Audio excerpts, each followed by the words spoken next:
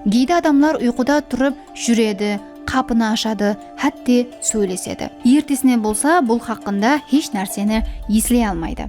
Бұл жағдай лунатизм деп аталады. Көпшілік оны фильм ямаса ертекілерден біледі.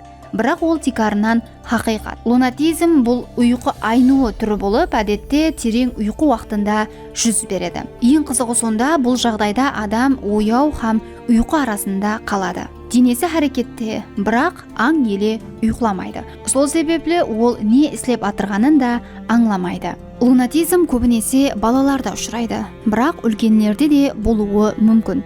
Стресс, шаршау, тынышсыз ұйқы ямаса хәттегі генетикалық бейімлік бұған себеп болады. Базыда лунатик адам жеңіл әрекетлер етеді. Ұйқылайтұғын орын атрапында жүреді, ямаса отырады. Бірақ ауыр жағдайларда ол көшеге шығуы, текшеден төменге түсуі ямаса өзіне зиян жеткізуі де мүмкін. Сол себепле бұл жағдайды апуай деп қабылдау емес, бәлкі қадағалау астына алу керек.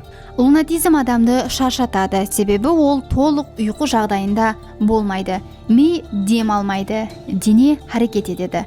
Аң болса еле ояу емес.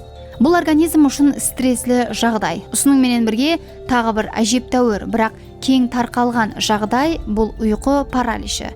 Оны халық арасында түсте оянып қалу, бірақ қимылдай алмау деп суретлейді. Бұл жағдайда адам оянғанын сезеді, атрапын түсініп жетеді, хәттегі хананы да көреді. Бірақ денесі бүткілі паралич жағдайға кіреді.